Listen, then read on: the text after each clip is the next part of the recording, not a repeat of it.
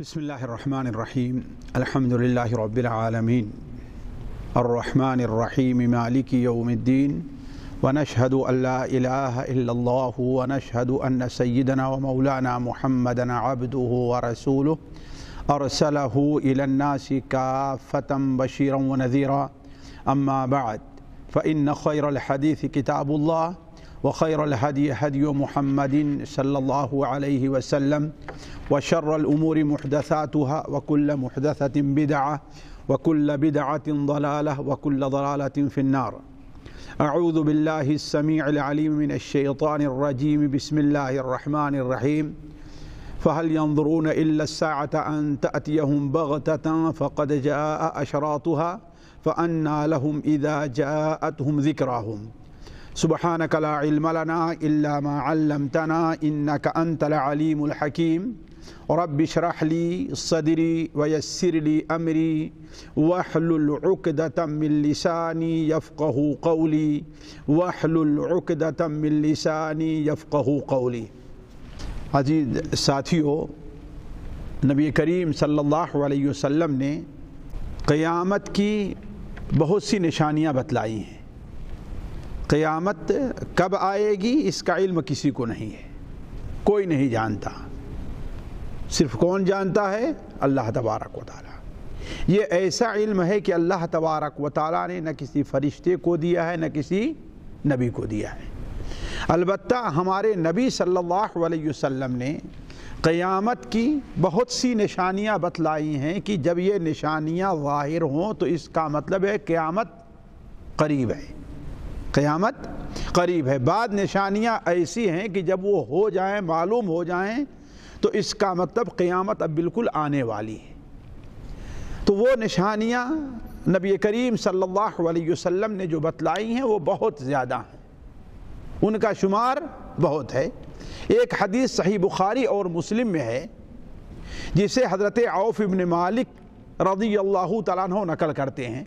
آج وہی حدیث جس میں قیامت کی 6 نشانیاں بیان کی گئی ہیں، قیامت کی 6 نشانیاں بیان کی گئی ہیں، آج اسی حدیث کو ہم آپ کے سامنے رکھتے ہیں۔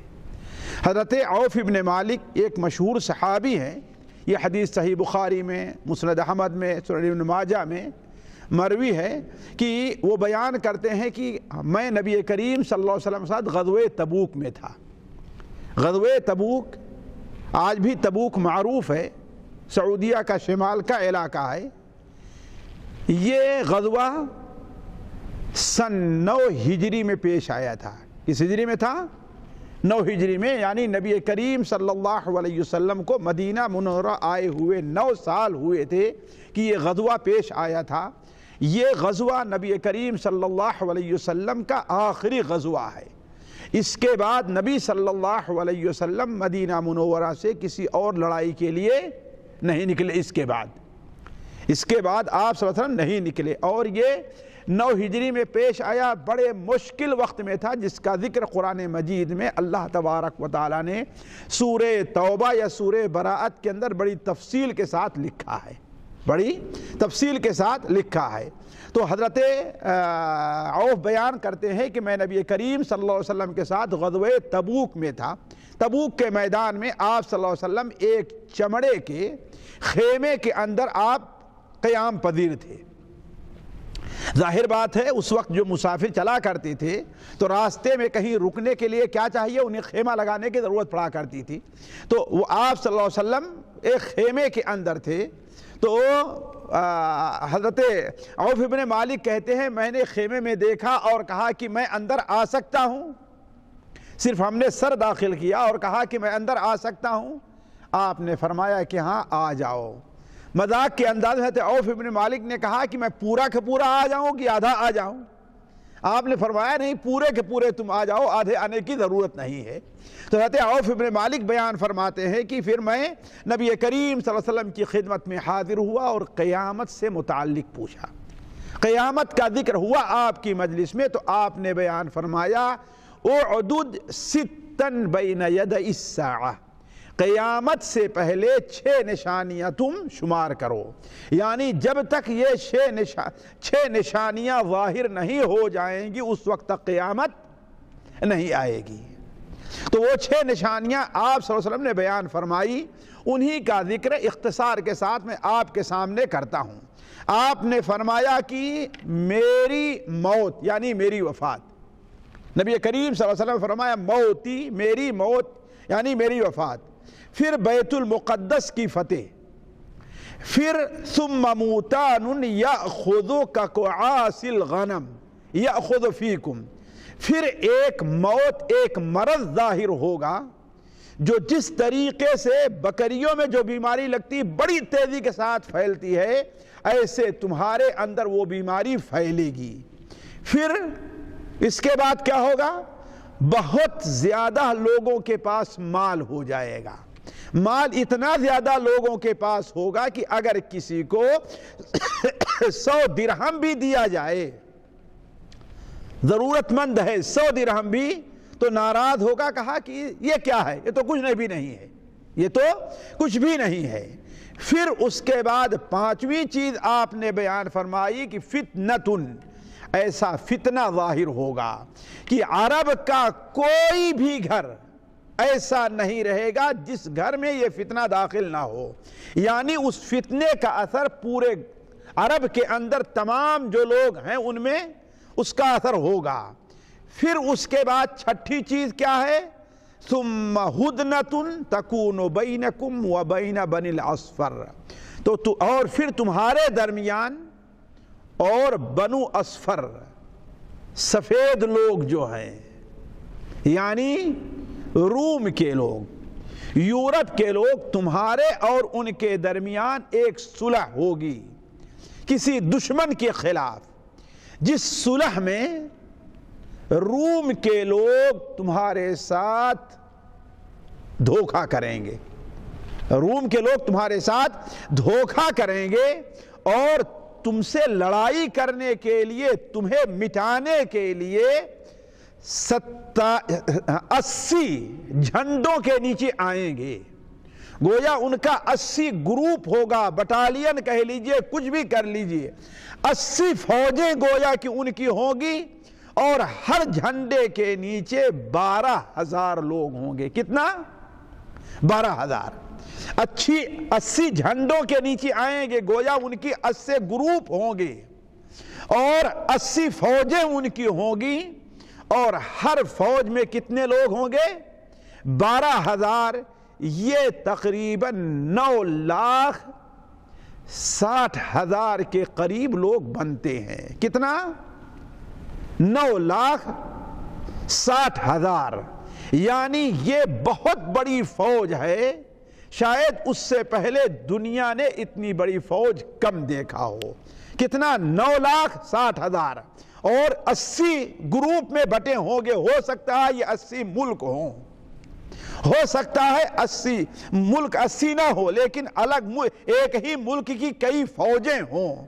جانتے ہیں جیسے آج فوج رہتی ہے، سمندری فوج اور رہتی ہے، خشکی کی فوج اور رہتی ہے کہ نہیں ہے؟ جو جہاز چلانے والی فوج اور ہے، پیدل فوج اور ہے۔ ایک ملک کے اندر کئی قسم کی فوجیں رہا کرتی ہیں، تو یہ بھی ہو سکتا ہے کہ ایک ہی ملک کی یہ فوج ہوں، اور یہ بھی ہو سکتا ہے کہ الگ الگ ملکوں کی فوج ہو، یعنی رومیوں کا ساتھ گویا کہ 80 ملک والے دیں گے۔ کتنا؟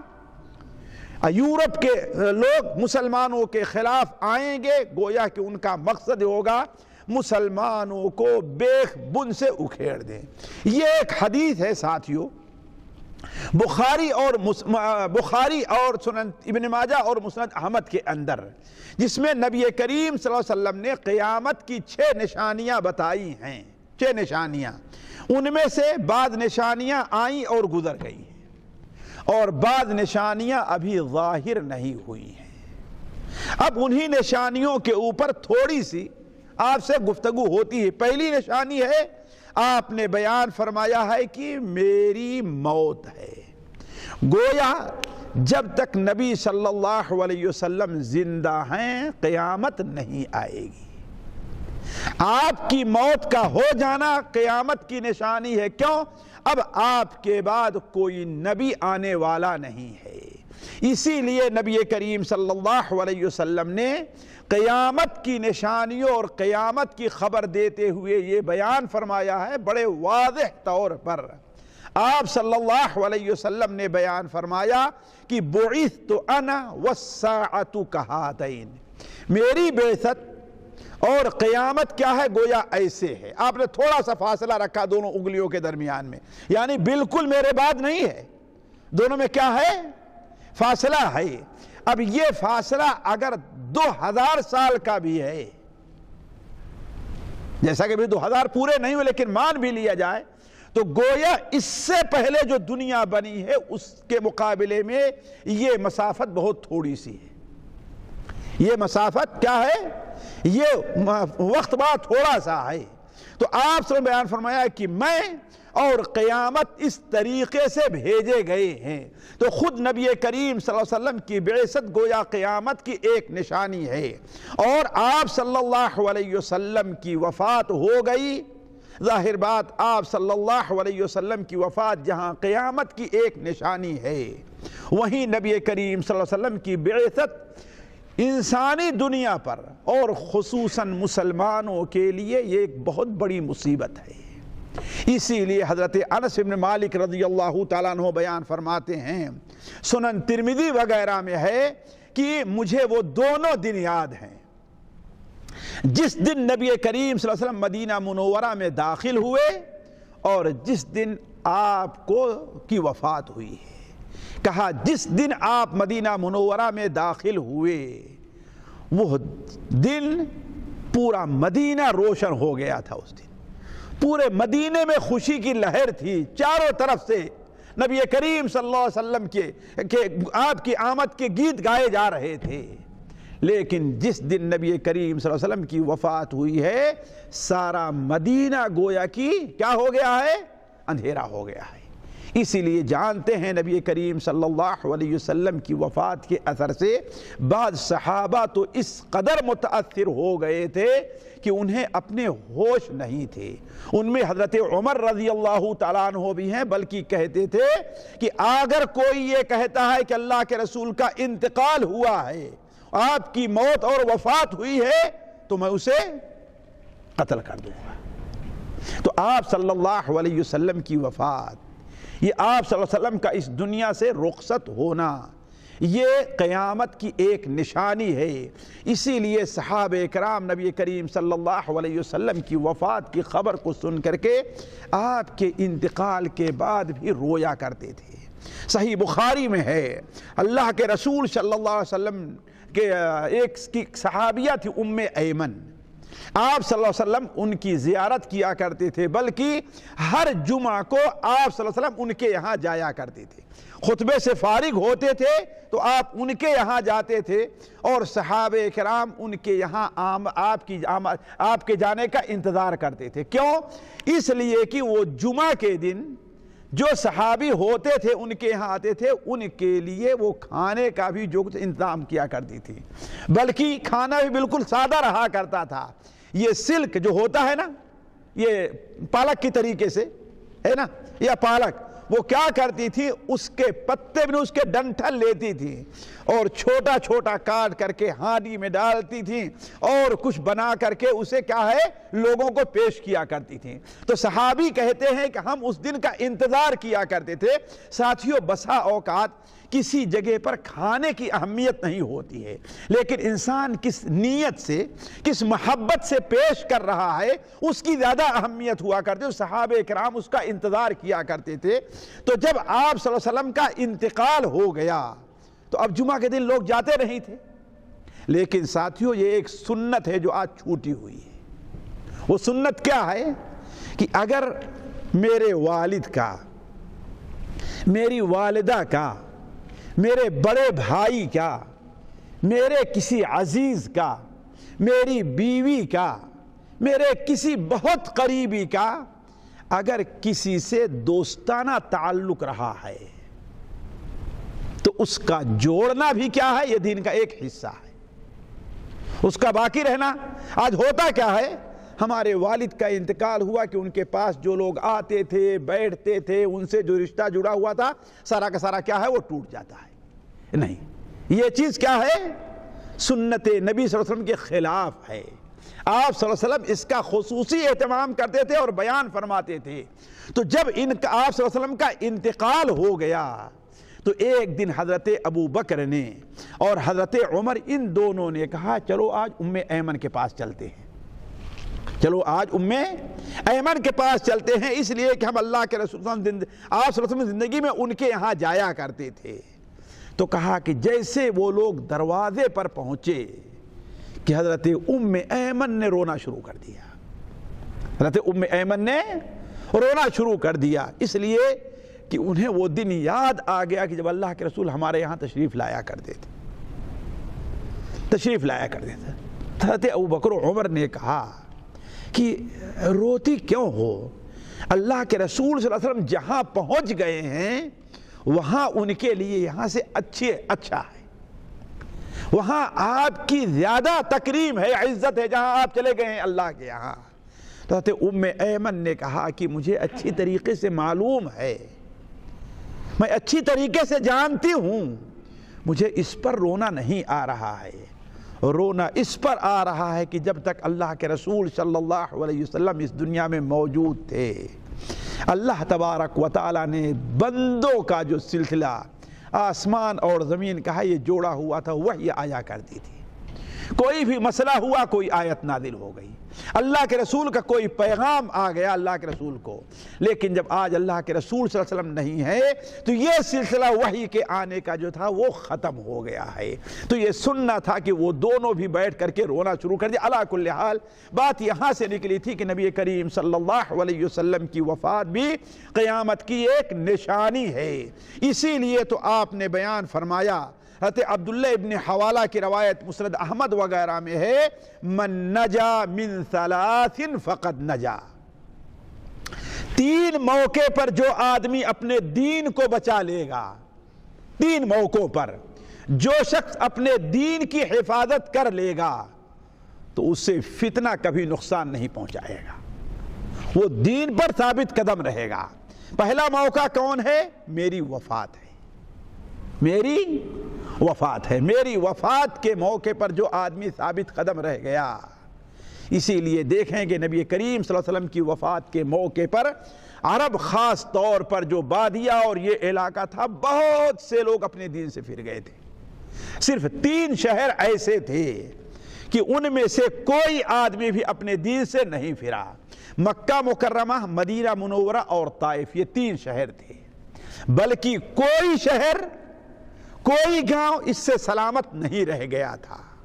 تو آپ صلی اللہ علیہ وسلم نے ارشاد فرمایا کہ 3 موقع پر جو آدمی ثابت قدم رہ جائے وہ گویا کہ فتنوں سے بچ گیا، میری وفات اور دجال، اور تیسرا ایک ایسے خلیفہ کا قتل ہے جسے ناحق قتل کیا جائے گا، وہ صبر کرے گا، قتل ہونا گوارا کر لے گا لیکن مسلمانوں میں فتنہ اور لڑائی نہیں چاہے گا۔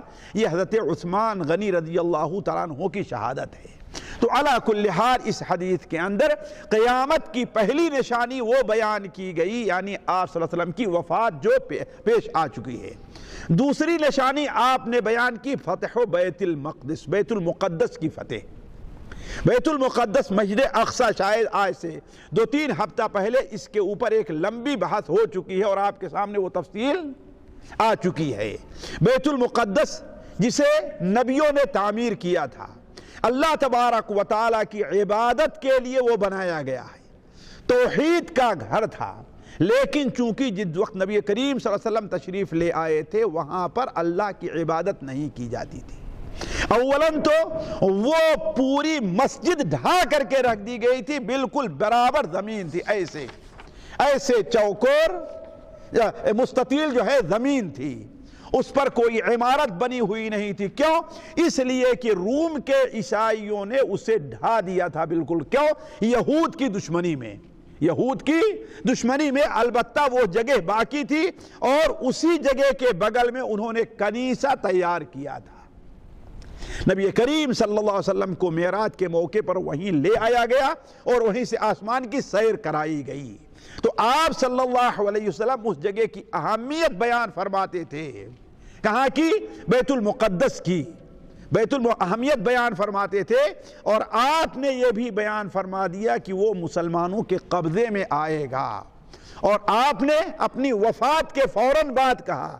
اس کا مطلب گویا آپ کی وفات میں اور اس کے مسلمانوں کے قبضے میں آنے میں کوئی زیادہ فاصلہ نہیں ہوگا، اور یہی ہوا۔ نبی کریم صلی اللہ علیہ وسلم کی وفات کے 4.5 سال یعنی 5 سال کے اندر ہی اندر حضرت عمر رضی اللہ تعالیٰ عنہ کے زمانے میں سن 15 ہجری میں بیت المقدس مسلمانوں کے قبضے میں تھا۔ بیت المقدس کس کے قبضے میں تھا؟ مسلمانوں کے۔ تو آپ صلی اللہ علیہ وسلم نے بیان فرمایا دوسری نشانی کیا ہے؟ بیت المقدس کی فتح ہے۔ تیسری نشانی آپ نے جو بیان فرمائی، آپ نے بیان فرمایا موت یصیب الامت کقعاص الغنم، ایک موت واقع ہوگی۔ یہ ساتھیوں سن 18 ہجری میں حضرت عمر کے زمانے میں بیت المقدس کی فتح کے بعد 18 ہجری میں فلسطین کے ایک گاؤں عمواس، فلسطین کے ایک گاؤں عمواس سے طاعون کی بیماری پھیلی تھی۔ کہاں سے؟ عمواس سے، فلسطین سے۔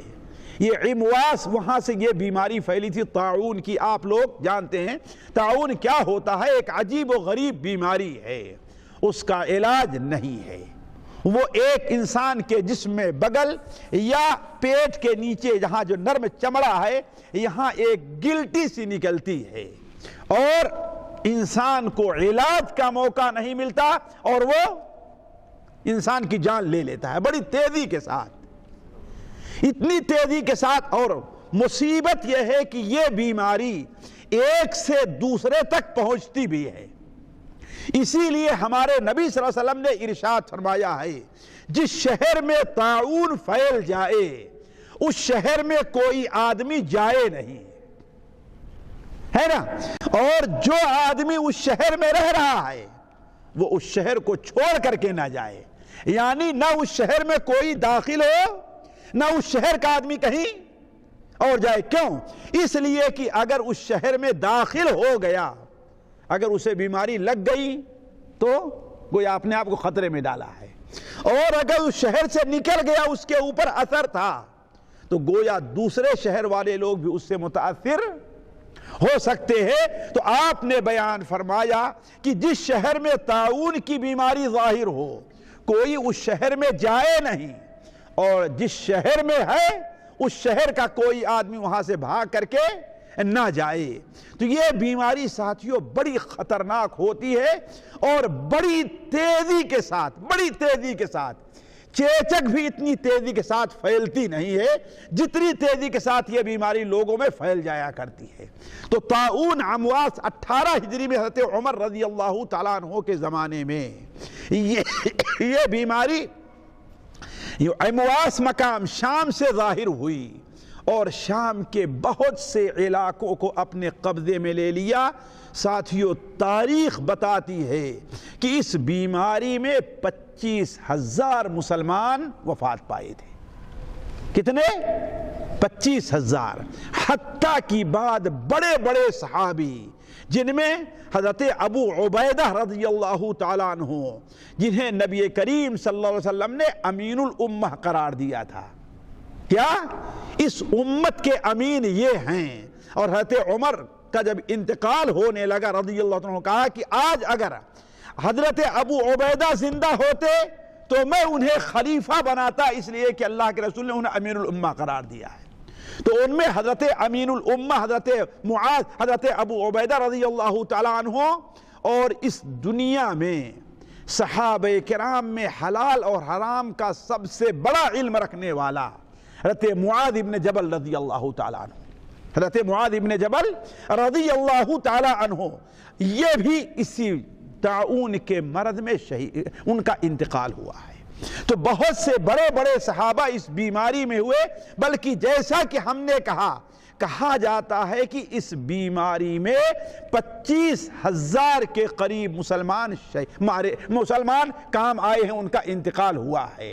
حضرت مسند احمد کے اندر حضرت معاذ ابن جبل کی ایک حدیث ہے، بلکہ ساتھیوں دیگر بات پتہ چلتا ہے کہ لوگ جب یہ بیماری بڑی تیزی کے ساتھ پھیلنی شروع ہو گئی، یہاں تک شروع ہوئی تھی فلسطین سے اور پہنچ گئی دمشق تک، جب پہنچی وہاں تک سیریا میں، تو لوگوں نے حضرت معاذ ابن جبل سے کہا کہ دعا کیجئے کہ اللہ تعالیٰ اس بیماری سے ہمیں نجات دے۔ حضرت معاذ ابن جبل رضی اللہ عنہ جو اس حدیث کو سنے ہوئے تھے اللہ کے رسول صلی اللہ علیہ وسلم تھے کہ ایسی بیماری ظاہر ہوگی، منبر پر خطبہ دے رہے تھے اور انہوں نے خطبہ دیا، کہا کہ اے لوگو، اللہ تبارک و تعالی کی طرف سے یہ تمہارے لیے رحمت ہے، یہ بیماری تمہارے لیے۔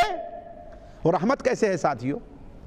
اس لیے کہ جو شخص اس بیماری کی وجہ سے وفات پائے گا اللہ تعالیٰ اسے شہید کا مقام دے گا۔ کیا دے گا اللہ تعالیٰ؟ شہید کا مقام دے گا۔ اسی لیے اس بیماری کو اللہ کے رسول صلی اللہ علیہ وسلم نے کافروں کے لیے عذاب قرار دیا ہے اور مومنوں کے لیے رحمت۔ آپ نے بیان فرمایا الطاعون شہادت امتی، جو میری امت کا شخص طاعون کی بیماری میں شہید ہوگا، مرے گا، اس کا انتقال ہوگا، وہ شہادت کا مقام پائے گا۔ تو حضرت معاذ ابن جبل نے کہا کہ اے لوگو، یہ تمہارے رب کی طرف سے رحمت ہے اور تمہارے نبی کی دعا ہے۔ کیا ہے؟ تمہارے نبی نے یہ دعا کی ہے کہ اے اللہ تعالیٰ طاعون کی بیماری کو میرے امت کے لیے کیا بنا دے، تو رحمت بنا دے۔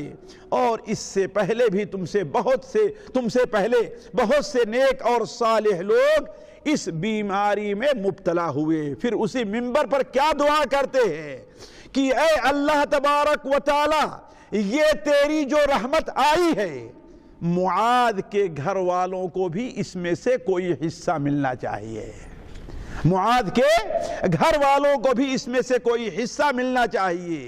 اور ان کے گھر میں یہ بیماری پھیلی، چنانچہ حدیث میں ہے مسند احمد کے اندر کہ وہاں سے اتر کر کے جب گھر میں داخل ہوتے ہیں تو ان کا بڑا بیٹا عبد الرحمن اس بیماری میں مبتلا ہے، اس بیماری کے اندر مبتلا ہے۔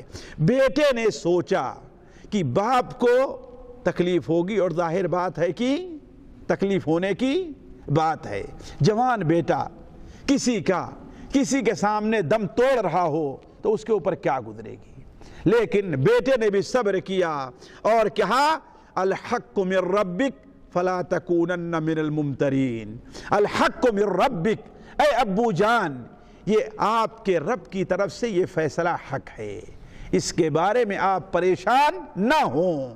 تو حضرت معاذ ابن جبل نے کہا ستجدنی انشاء اللہ من الصابرین، اے بیٹے تو مجھے اس بیماری میں صبر کرنے والا پائے گا۔ تو بیٹے کا بھی انتقال ہوا اسی بیماری میں اور معاذ ابن جبل کا بھی انتقال ہوا۔ علی کل حال ساتھیوں، اس بیماری کا قصہ بڑا لمبا ہے، صرف یہ بتانا تھا کہ یہ بیماری وہ تیسری قیامت کی نشانی تھی جو ہمارے نبی نے بیان فرمایا۔ پہلے آپ نے بیان، پہلی نشانی میری وفات ہے، یعنی اللہ کے رسول صلی اللہ علیہ وسلم کا اس دنیا سے جانا، دوسرے بیت المقدس کی فتح ہے، اور تیسرے طاعون ہے جو مکان عمواس سے شروع ہوا تھا، اور تینوں اسی ترتیب سے بیت المقدس اللہ کے رسول نے فتح نہیں ہوا، آپ کی وفات کے بعد فتح ہوا ہے۔ اور طاعون جو ظاہر ہوا ہے آپ صلی اللہ علیہ وسلم کی وفات کے تقریباً 7.5-8 سال کے بعد ہوا ہے، بیت المقدس کے فتح کے بعد۔ چوتھی چیز جو آپ صلی اللہ علیہ وسلم نے قیامت کی نشانی بیان فرمائی ہے وہ کیا ہے؟ استفاضت المال، مال کا بہت زیادہ بڑھ جانا۔ کیا؟ مال کا زیادہ ہونا، یعنی آج جو تمہیں تنگی ہے مال کی مدینہ منورہ میں، اے مسلمانوں جو تمہیں مال کی تنگی ہے یہ تنگی نہیں رہے گی، ایک وقت آئے گا کہ مال بہت زیادہ ہوگا، اتنا زیادہ ہوگا کہ لوگوں کے نزدیک اس وقت کی بات کیجئے ساتھیوں، آج کی نہیں۔ اور اس کا ایک مظہر آج بھی ہے، آج 1000 روپے کی کوئی اہمیت لوگوں کے پاس نہیں ہے، ہمارے ہندو پاک میں 1000 2000 کی کوئی اہمیت نہیں ہے۔ ہمارے بچپن میں جس کے پاس جس کے جیب میں 100 روپے ہو، کیا ہے وہ؟ بہت پیسے والا مانا جاتا تھا، ہے کہ نہیں ہے؟ اسی لیے مجھے اچھی طریقے سے یاد ہے، بعض لوگ جو اپنے کو ظاہر کرنا چاہتے تھے وہ ان دنوں میں، میرے بچپن میں نیا یہ ٹیری کاٹ اور یہ کپڑے شروع ہوئے تھے، ورنہ عام طور پر لوگ سوت کے کپڑے کاٹن پہنا کرتے تھے۔ تو چونکہ اس سے اندر کی چیز ظاہر ہوتی تھی نا، تو کوئی نہیں 10 روپے ساتھیوں، کیا 10 روپے، 100 نہیں، 500 کا نہیں، 1000 کا نوٹ نہیں، 2000 کا نہیں، صرف 10 روپے ایسے ادھر رکھتے تھے تاکہ دیکھنے والا کہے کہ اس کے پاس 10 روپے اس کے جیب میں ہے۔ ذرا دیکھیں کتنا ہے اس کے جیب میں، 10 روپے، یعنی اتنی اہمیت تھی ساتھیوں، ذرا سوچیں اتنی اہمیت تھی۔ لیکن آج 10 روپے کی کوئی اہمیت ہے؟ مشکل سے فقیر 10 روپے لیتا ہوگا بس، ہے کہ نہیں ہے؟ ورنہ 10 روپے کا کیا اہمیت ہے؟ تو علی کل حال نبی کریم صلی اللہ علیہ وسلم نے قیامت کی ایک نشانی یہ بھی بیان فرمائی کہ استفاضۃ المال، مال کیا ہے؟ بہت بڑھ جائے گا، یہاں تک کہ کسی شخص کو 100 دینار بھی دیے جائیں گے۔ کتنا؟ یہ اس وقت کی بات یاد کہ 1000 دینار کا معاملہ ہوگا، 1000 دینار کے برابر ہے نا۔ آج اگر کسی کو ہمارے ہندوستان پاکستان میں 5000 6000 کی نوکری ملے تو کوئی قبول کرے گا جلدی سے؟ جی 5-6 ہزار کی نوکری، کہیں گے اس سے کیا ہونے والا ہے، اس سے کیا ہونے والا ہے؟ یہیں پر میں آیا تو جانتے ہیں لوگ 400 اور 500 مزرعے میں کام کرنے والے 500-600 پر آیا کرتے تھے، ہے کہ نہیں ہے؟ اس سے زیادہ نہیں۔ اور آج 1500 سے نیچے کوئی، 1000-1500 سے نیچے کوئی آدمی مزرعے میں بھی کام کرنے کے لیے نیا۔ تو کہنے کا مطلب یہ ہے کہ آپ نے بیان فرمایا قیامت کی ایک نشانی کیا ہے؟ استفاضۃ المال، مال کا بہت زیادہ ہو جانا ہے، یہاں تک کہ اگر کسی شخص کو 100 دینار بھی دیا جائے تو کیا ہے وہ؟ کم ہوگا۔ اور یہ چیز بھی ساتھیوں حضرت عثمان کے زمانے میں بہت زیادہ ہوئی، حضرت عمر رضی اللہ کے آخری زمانے میں، اور صحابہ میں حضرت عثمان کے زمانے میں کیا ہے؟ بہت الحمدللہ سے فتوحات ہوتی رہی اور مال آتے رہے، تو مسلمانوں کے اندر کیا ہے؟ بڑی مالداری ہو گئی تھی، حتیٰ کہ جب حضرت عمر ابن عبدالعزیز رحمہ اللہ کا زمانہ آیا تو لوگوں کو مال کی، لوگوں کے پاس اس قدر کثرت ہو گئی، ایسی کثرت ہو گئی کہ کسی آدمی کو اگر اپنے زکوٰۃ کا مال دینا ہے تو اسے کوئی زکوٰۃ لینے والا نہیں ملتا تھا۔ کس کو دیں؟ کسی کو دیا جائے تو کہتا نہیں مجھے ضرورت نہیں ہے، میں زکوٰۃ کا مستحق نہیں ہوں۔ اور ساتھیوں یہ چیز اس وقت پیش آئی تھی اور ایک بار اس دنیا میں اور بھی پیش آنے والی ہے، ایسا ہوگا۔ حضرت عیسیٰ ابن مریم کے زمانے میں اگر کوئی آدمی، جب مہدی آئیں گے تو کوئی آدمی کسی کو مال دے گا تو وہ کہے گا کہ مجھے ضرورت نہیں ہے، بلکہ اس وقت کیا ہوگا؟ لوگوں کے ساتھ دینداری بڑی عام ہو جائے گی، سمجھیں گے اب قیامت بالکل قریب آ گئی ہے، لہذا دنیا کوئی بنانا نہیں چاہے گا۔ علی کل حال قیامت کی ایک نشانی آپ نے یہ بھی بیان فرمائی ہے کہ مال بہت زیادہ ہو جائے گا۔ ساتھیو علی کل حال پانچویں نشانی جو ہے، پانچویں نشانی آپ نے کیا بیان فرمائی کہ ایک فتنہ ظاہر ہوگا۔ فتنہ کیا ہے ساتھیو؟ فتنہ کس کو کہتے ہیں؟ آپ نے بیان فرمایا ایک فتنہ ظاہر ہوگا کہ عرب کا کوئی گھر نہیں ہے جس گھر کے اندر فتنہ داخل نہ ہو۔ فتنہ کس کو کہتے ہیں؟ فتنہ یہ عربی کا لفظ ہے، آسان لفظوں میں یہ سمجھ لیجیے کہ فتنہ شریعت کی نظر میں ایسی ناپسندیدہ چیز ہے، شریعت کی نظر میں ایسی ناپسندیدہ چیز ہے کہ جس سے چھٹکارا لینا مشکل ہو جائے۔ مثال کے طور پر عورتوں کا بے پردہ چلنا، اپنے چہرے کو کھول کر کے، اب تو چہرہ نہیں بلکہ اپنے بالوں کو کھول کر کے، اب تو بال بھی نہیں بلکہ اپنے گردنوں اور گلے کو کھول کر کے، اب تو گردن اور گلا بھی نہیں بلکہ اپنی ٹانگوں کو کھول کر کے، یہ چیز کیا ہے؟ فتنہ ہے۔ لیکن یہ ایسی چیز ہے کہ آج انسان اپنے آپ کو اس سے بچانا چاہے تو نہیں، نہ چاہتے ہوئے بھی ہے کہ نہیں؟ جہاد پہ سفر کریں گے نہیں کریں گے آپ کو کھانا کون دے گی؟ کوئی مرد آتا ہے کھانا دینے کے لیے جی، اور وہ بھی یہ بدماش لوگ خوبصورت سے خوبصورت عورت کو اس کام کے لیے ڈھونڈ کر کے لے آئیں گے۔ ہوتا ہی نہیں ہوتا ہے؟ آپ ہاسپٹل میں گئے، آپ کو انجیکشن کون لگائے گا جی؟ کوئی مرد لگاتا ہے؟ الا ماشاء اللہ، کون لگاتا ہے؟ عورت لگاتی ہے نا۔ تو یہ فتنہ ہے جس سے بچنا اپنے کو کیا ہے؟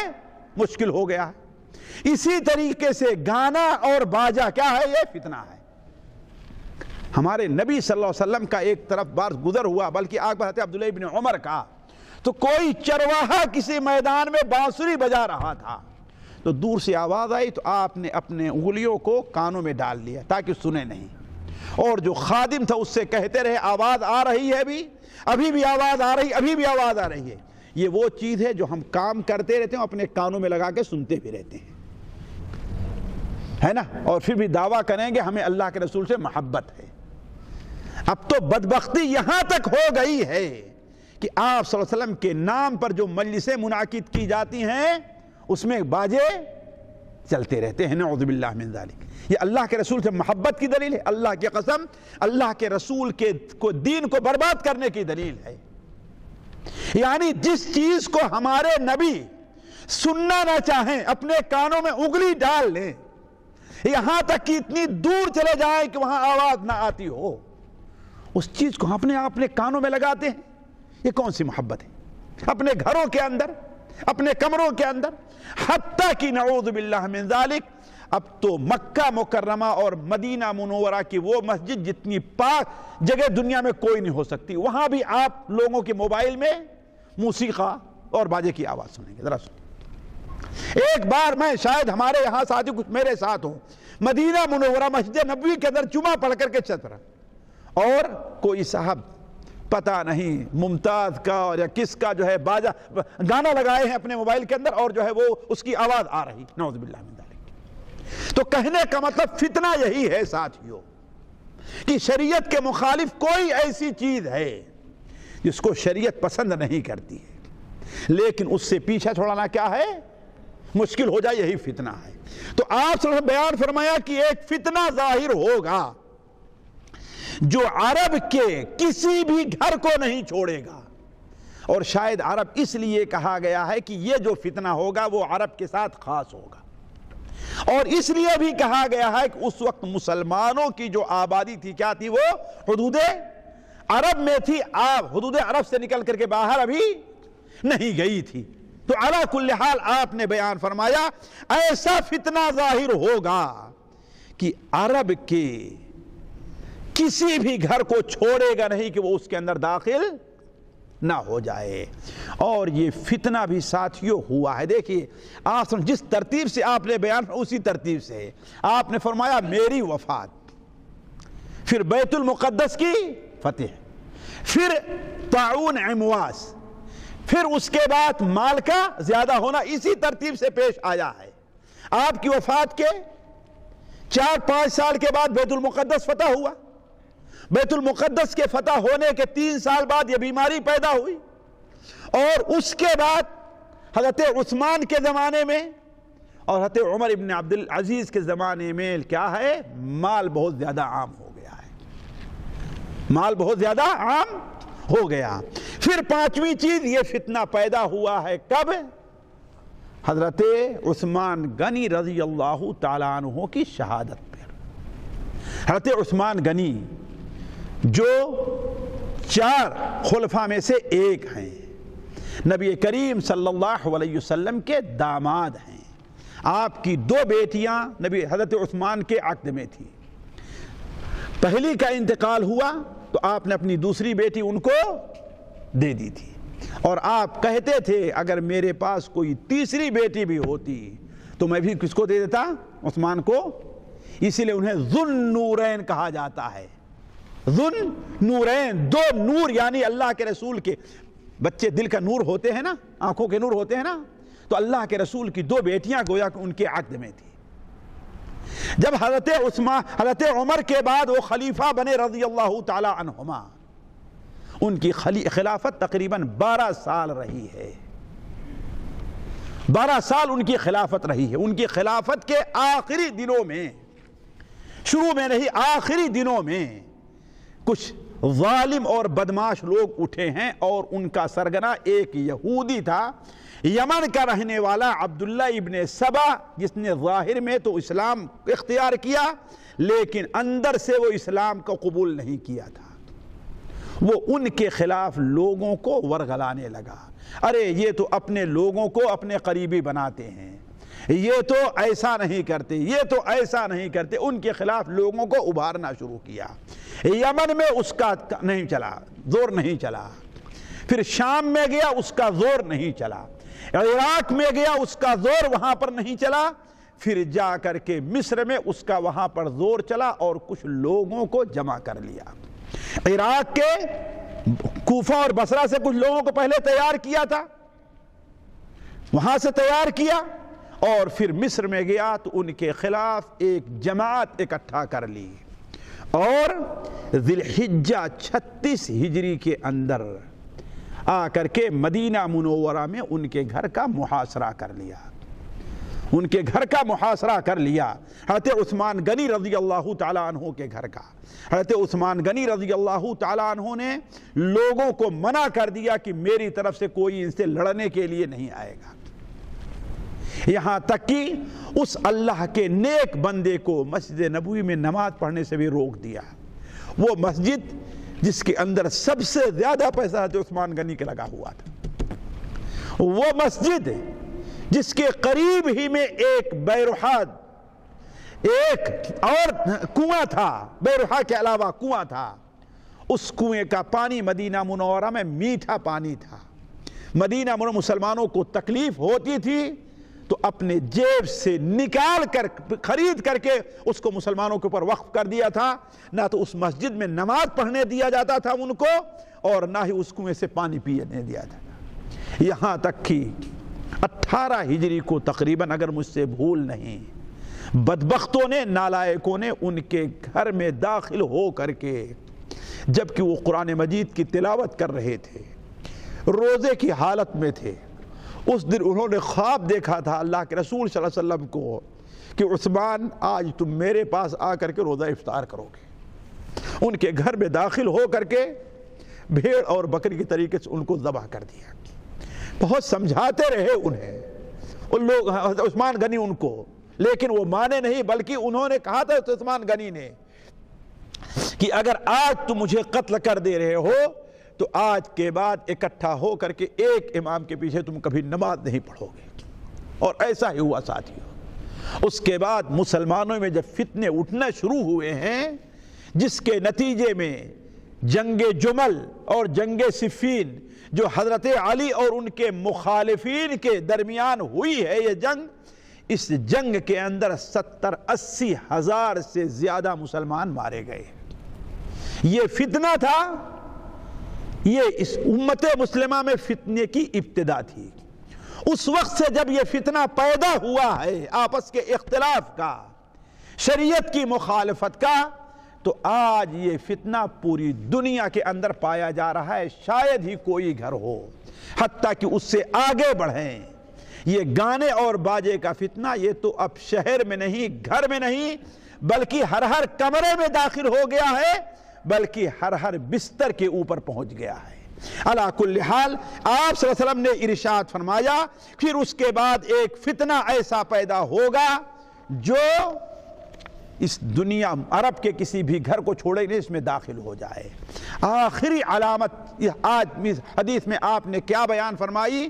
آپ نے بیان فرمایا ثم ہدنۃ تکون بینکم وبین بنی الاصفر، پھر تمہارے درمیان اور بنو اصفر یعنی رومیوں کے درمیان ایک صلح ہوگی، جس صلح کے اندر وہ تمہارے ساتھ غداری کریں گے، وہ تمہارے ساتھ غداری کریں گے۔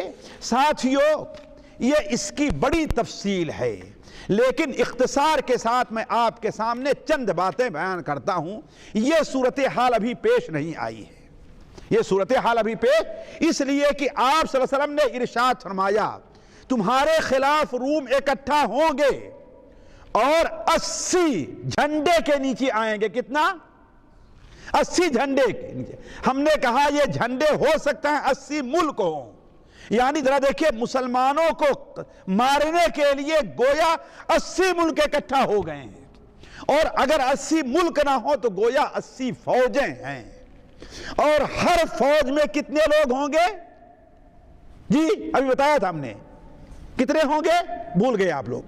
12,000 ہوں گے۔ کتنے ہوں گے؟ 12,000۔ 80 جھنڈے 80 فوجیں ہوں گی، اور ہر فوج میں کتنے لوگ ہوں گے؟ 12,000۔ 12,000 کو 8 سے آپ ضرب دیجئے تو 9,60,000 کی فوج ہوتی ہے۔ آج تک مؤرخین اور علماء لکھتے ہیں کہ اتنی فوج مسلمانوں کے خلاف کبھی جمع نہیں ہوئی ہے۔ ساتھیوں، اختصار کے ساتھ اس کا قصہ کیا ہے؟ ہوگا یہ کہ جب اس دنیا میں کوئی بڑے فتنے والی طاقت، وہ یہودیوں کی بھی ہو سکتی ہے جیسا کہ آج ان کی طاقت بڑھتی جا رہی ہے، یہ طاقت شیعوں کی بھی ہو سکتی ہے، شیعوں کی بھی ہو سکتی ہے جیسا کہ آج ان کی طاقت بڑھتی جا رہی ہے، یہ طاقت کسی اور قوم کی بھی ہو سکتی ہے، ہمارے نبی نے اس کا کوئی خاص ذکر نہیں کیا ہے، لیکن ہوگا اس طاقت سے جہاں مسلمان پریشان ہوں گے وہاں کرسچین اور عیسائی بھی پریشان ہوں گے۔ یہ طاقت دونوں کے لیے خطرہ بن کر کے ابھرے گی قیامت سے پہلے، چاہے یہود کا معاملہ ہو، چاہے شیعہ اور رافضہ کا معاملہ ہو، یا ہندو کا معاملہ ہو، کوئی بھی قوم، وہ اللہ بہتر جانتا ہے، لیکن یہ قوم کیا ہوگی؟ مسلمانوں کے لیے خطرے کی گھنٹی لے کر کے آئے گی۔ جس طریقے سے مسلمانوں کو اس سے خطرہ ہوگا، ایسے مسلمانوں کے جو دشمن کے ذرا سا قریب ہیں، اگرچہ مخالف ہیں، نصارہ کرسچین، ان کے لیے بھی یہ خطرہ ہوگی۔ لہذا مسلمانوں کا اور ان کا آپس میں اتفاق ہوگا اس دشمن سے لڑنے کے لیے۔ جہاں تک ہم نے زیادہ سمجھا ہے ساتھیوں، اس قسم کی حدیثوں کے مطالعہ کے بعد، یہ پہلی طاقت تو پہلے نمبر پر جہاں تک میں سمجھتا ہوں کہ یہود کی ہوگی۔ کس کی طاقت ہوگی؟ یہ یہود کی ہوگی، اس لیے کہ یہودیوں کی شرارت سے جیسے مسلمان پریشان ہیں، ایسے چاہے امریکہ کے ہیں یا یورپ کے ہیں، وہ کرسچن بھی پریشان ہیں۔ اسی لیے اپنے آپ کو پریشانی سے بچانے کے لیے مسلمانوں کے اندر لا کر کے ان کو بیٹھا دیے ہیں۔ آج امریکہ پہ حکومت کون کر رہا ہے؟ یہودی کر رہے ہیں۔ جس کو چاہتے ہیں صدر بنا دیتے ہیں، جس کو چاہتے ہیں نکال دیتے ہیں۔ کلنٹن نے تھوڑا سا ہاتھ پیر ادھر ادھر پھیلانا شروع کیا تو اس کے پیچھے ایک اپنی لڑکی کو لگا دیا، اور اس کو شرمندہ ہونا پڑا اور چھوڑنا پڑا اپنا۔ تو یہودی بھی آج کس کے اوپر؟ یہ امریکہ پر یہودی حکومت کرے، اس لیے میرا زیادہ جہاں تک ذہن کہتا ہے یہودیوں کی طاقت ہوگی۔ اور جنگ کا جس علاقے میں بیان کیا جا رہا ہے، اس سے بھی معلوم ہوتا اگر یہود نہیں تو یہ طاقت جو ہے وہ رافضہ اور شیعوں کی ہو سکتی ہے۔ علی کل حال مسلمان عیسائیوں کے ساتھ مل کر کے اس قوم سے لڑیں گے، دشمن سے، اور اللہ تبارک و تعالی مسلمانوں کو اور عیسائیوں کو فتح دے گا۔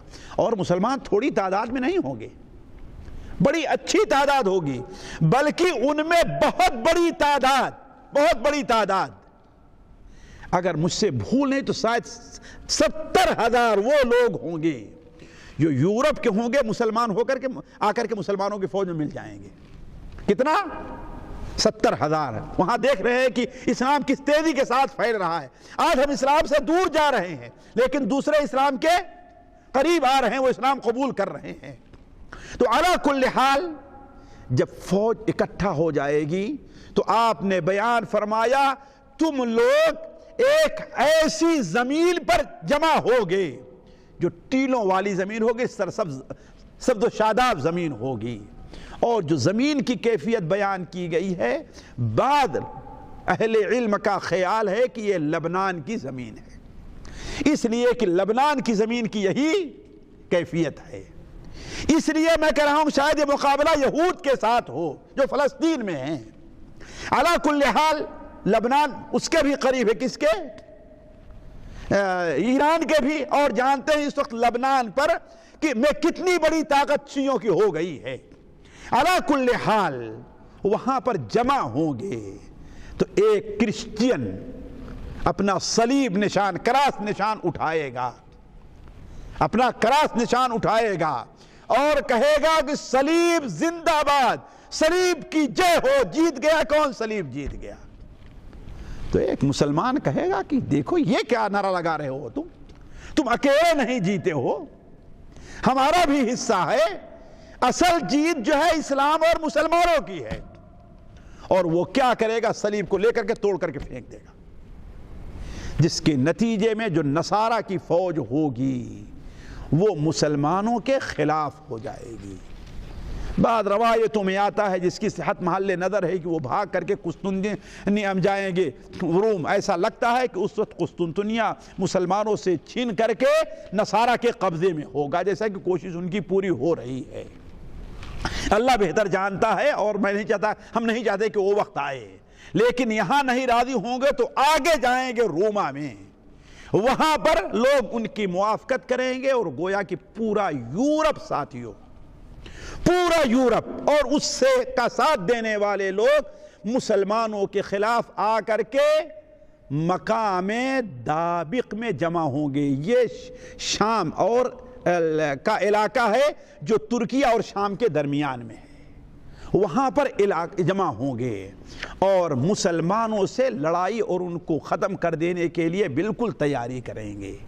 نبی کریم صلی اللہ علیہ وسلم نے ارشاد فرمایا، یہ ملحمہ ہے ساتھیوں، ملحمہ کہتے ہیں ایسی لڑائی کو جس میں بہت لوگ مارے جائیں، بہت خونگار، جیسا کہ آپ صلی اللہ علیہ وسلم ابو داؤد بیان فرمایا کہ عمران بیت المقدس خراب یثرب، بیت المقدس جب آباد ہوگا تو یثرب یعنی مدینہ منورہ ویران ہو جائے گا، اور جب مدینہ منورہ ویران ہو جائے گا تو ملحمہ یہ لڑائی پیدا ہوگی، یعنی بڑی خونریز لڑائی، اور جب خونریز لڑائی ہوگی تو دجال کا خروج ہوگا، دجال کا خروج ہوگا، اسی ترتیب سے ہوگا۔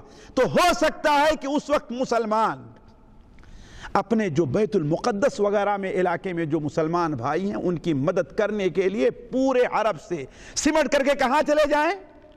اس طرف چلے جائیں، اور اس علاقے کے نگرانی کرنے والے لوگ نہ ہو بلکہ مدینہ منورہ ویران ہو جائے۔ اللہ تعالیٰ اس کو آباد رکھے ہمیشہ۔ علی کل حال جب جمع ہوں گے تو بڑی سخت خونریز لڑائی ہوگی ساتھیوں۔ نبی کریم صلی اللہ علیہ وسلم نے ارشاد فرمایا کہ پہلے دن لڑائی کے لیے مسلمان اپنی ایک فوج تیار کریں گے، اور وہ لوگ یہ شرط لگائیں گے یا تو مریں گے یا تو پھر ماریں گے، بغیر فیصلہ کیے واپس نہیں آئیں گے۔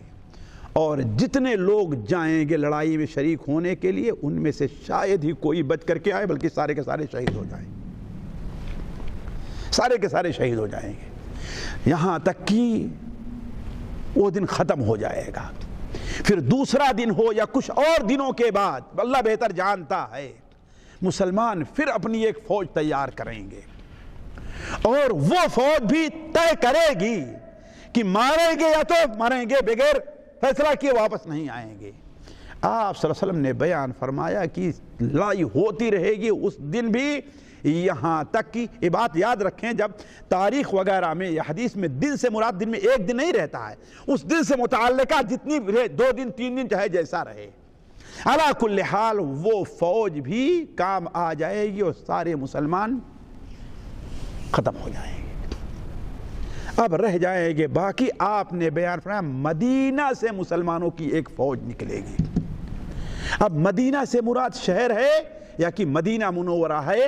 ہم نے جہاں تک سمجھا ہے یہ وہ مسلمانوں کی جماعت ہوگی جو مہدی کے ساتھ ہوگی۔ کہاں ہوگی؟ مہدی کے ساتھ ہوگی۔ کہا وہ لوگ اللہ کا نام لے کر کے نکلیں گے، تو اللہ تبارک و تعالی انہیں فتح دے گا، کامیاب ہوں گے اور قسطنطنیہ کو فتح کریں گے۔ اس لڑائی کے نتیجے میں ساتھیوں نبی کریم صلی اللہ علیہ وسلم نے ارشاد فرمایا کہ اتنے لوگ مارے جائیں گے، اتنے لوگ مارے جائیں گے کہ چڑیا جب اس کے اوپر سے اڑے گی تو اتنے لاشیں پڑی ہوں گی کہ خوف کھا کر کے وہ بھی گر جائے گی۔